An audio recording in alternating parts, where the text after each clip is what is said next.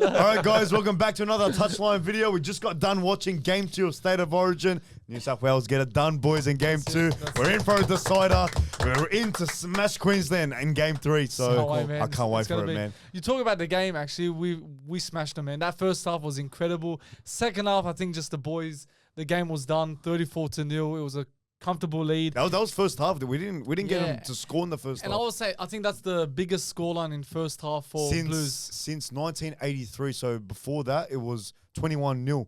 And no, in all of State of Origin. That was the biggest half anyone has ever had. Wow, that's incredible. 21 points to 30, what was it, 34 again, was it? We were 32-0 up. 32-0 half time. So that's a big jump. Yeah. First half, we had 70% possession, at 30%, so we were completely dominating them. Second half, when the opposite way was actually 65% Queensland and New South Wales 35%. So, yeah, I think it was a half. So New South Wales had the first half, Queensland had the second half. They won 18-6. We scored only one try. And in a way, I'm upset we didn't score more because, you know, you never get to smash your rivals in Queensland very often. So when you get the chance, you want to put more points on them. But despite that, you know, we smashed them. And look, I've got to give my credit to Mitchell Moses. I was a bit, critical about him getting selected. But look, you got to give credit when credit's due. Fantastic performance from Mitchell Moses. It was like four tries and like 3 line breaks. Yeah, it was a great and he forced some errors out of Queensland. So it was a great performance from Mitchell Moses. I can't take that away. The whole team, Moses, Angus Crichton, Law had a good game. Crichton smashed it. Yeah, Angus Crichton. Even Stephen Crichton, man, with the intercept almost tried. Yeah, you were going crazy. No, I know. You had him on your multi one. Even like, you look at Latrell, he's returned since, I think his last one was 2021 when he first played Origin. And yeah, it wasn't an outstanding performance, but it was a very decent performance from Latrell. He made his presence known. Yeah, one try assist. How about that little grubby move to Reece Walsh? That was that was so good. That's it. That's why Latrell brings that side to the game. You know, that grubbiness of State of Origin. That's something we missed in State of Origin. Yeah. Going into these games, Latrell Mitchell just brought it back in this game. We didn't see it in game 1. And what about bring back the beef? You know, the old fights. There were good fights. There was a lot of fights happening in the game. So it was good, and we in that first half we were making a lot of tackle breaks. You know, Brian Torres smashed it so many meters. 2 tries, yeah. Payne Haas was like even Zach Lomax as well, 2 tries Zach as well. Lomax kicking game, his goal was exceptional. He's probably one of the best in the league right now. Besides Cleary, he's up there, man. Yeah. Every kick is going straight in the middle. Like, he's not missing any. I think he missed 2, which is a very good, record. So it's good signs for the Blues. We just got to stay, positive and confident because Suncorp, man, there's been many times in State of Origin history where we win game 2, but then when we get to Suncorp, it's a tough place to go. It is tough in Suncorp, man. It's gonna be and hard, I hate how game 3 is in Suncorp. I wish it was in Sydney, even though in Sydney we still lost. Like Suncorp is known to put a lot of pressures on Blues players. Yeah. We rarely win there. Rarely. So like we're gonna have to pull a miracle here. The pressure's different, man, and. Again, I think apparently there's rumors that Cleary might be ready for game 3. Yeah. And look, after a great performance after Mitchell Moses, 4 tries, like we said.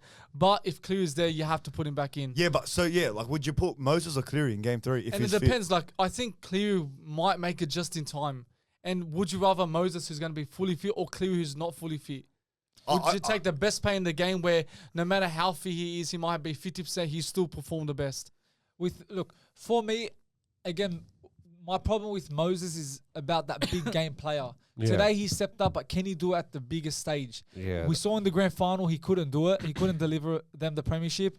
Now this is the decider at Suncorp where all the odds are against Blues. We're not meant to win that game. Yeah. Put it this way. Are you going to take the guy that won 3 in a row or take the guy that lost the grand final to the guy who won who will eventually win 3 in a row? You're always going to take that 2022 grand final. You're going to take Nathan Cleary. You're going to take Nathan Cleary, man. Of course. You got to take Nathan Cleary in. You know, he is a big game player. You know, he won him the grand final in last year. Sorry, that last minute try. So there's no question asked. If it's Cleary or Moses, Cleary has to get in there. But like on the flip side of that, he's done good, Moses too. But yeah, he's doing good. He did good. Yeah. But to your point, on the big stage, he hasn't done on the big stage. But also the fitness side of it, the health side of it. you got to kick back into gear. You know, maybe play 1-2 games for Panthers, and then maybe if you're warmed up enough. Yeah. But if he's just going. If you're just going cold into State of Origin Game 3, you know, that could be a big liability. We don't want to be in a situation what happened in Game 1 where Sawali got out. It could be another. It's not another situation, but again, one of our best players in the game. If he goes out injured early, there goes the series because he returned back against Bulldogs when we lost at Bluebet Stadium. That's and right. he just came back and he got injured immediately. He got a hamstring injury again. So that just shows State of Origin is another level. So if we were to risk Cleary, it could really affect us in Game 3. They've got 3 games of normal rounds before Origin comes back again. He's got to make it at least to one of them. If there's any hope, at least to get his, groove back into the game, get used to the game once again, and then he'll head into Origin. My heart's saying Cleary, but my head's saying to stick with Moses if Cleary is free. Now for Queensland. Yeah. Now Queensland going into Game 3, 32-0 at halftime, man. It ain't cutting it for Billy Slater. Yeah. That's So bad. look, what do they need to improve on going into Game 3? I think just, again, regroup. They've been an incredible team under Slater. And that's why I wanted us to score more goals. Not goals, points. Yeah. Because scoring a lot of points, say it was to reach 60 points during this game, because the rate it was going, it was heading towards that. That could have really affected them mentally, and they would have not been ready in Game 3. But I think they've got the squad. They're at home. The fans going to be ready. They know what it's like to play at Suncorp Stadium. Walsh's going to be up for it, especially what happened last year with Lawai. So I think no matter the result today, they're going to be ready. Yeah, I think But like areas in their game, like to improve. yeah.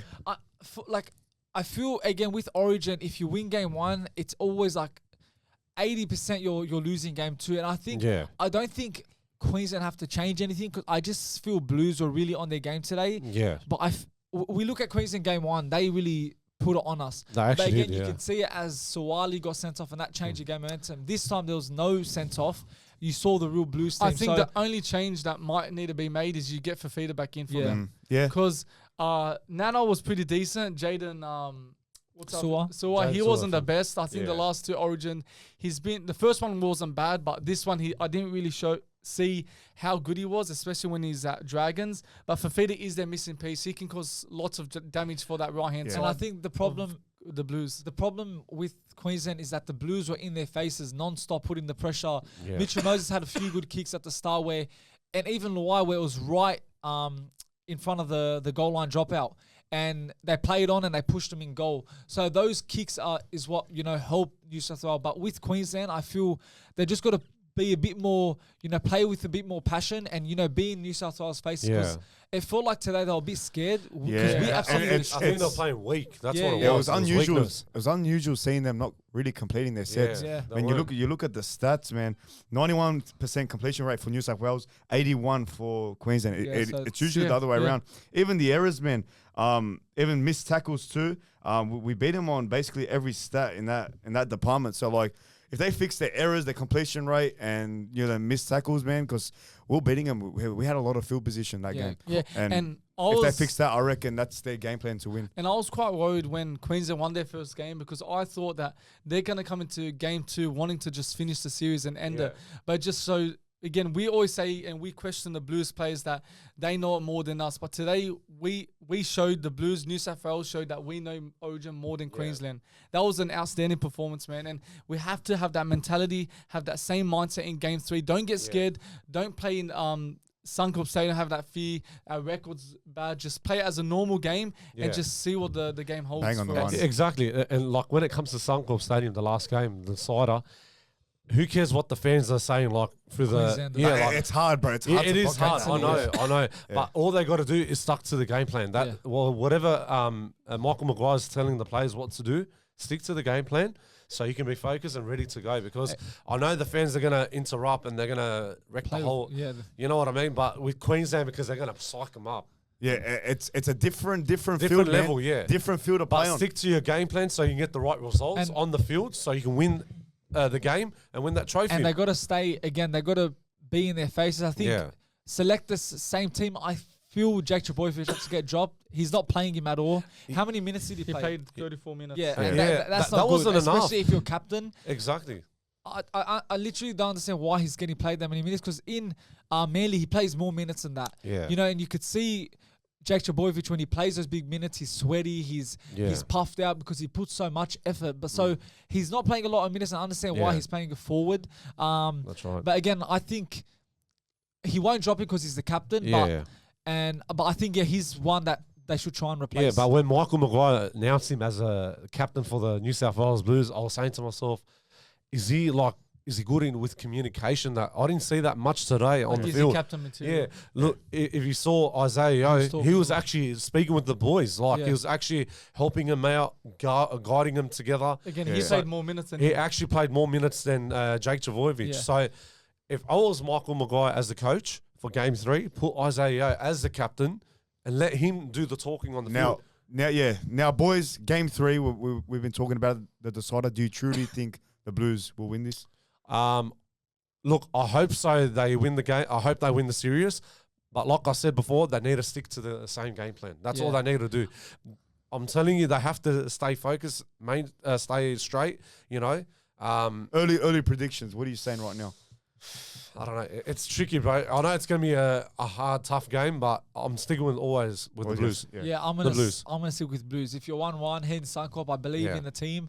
Again, I feel it's just the most important thing is to not let Queensland steamroll you and put all the momentum on you. If you keep the game balanced, especially the game early on. Yeah, early on, bro. If they score 2 early tries, the pressure's on you. I think what the Blues should be doing heading into Game 3 is looking back the last time we won it.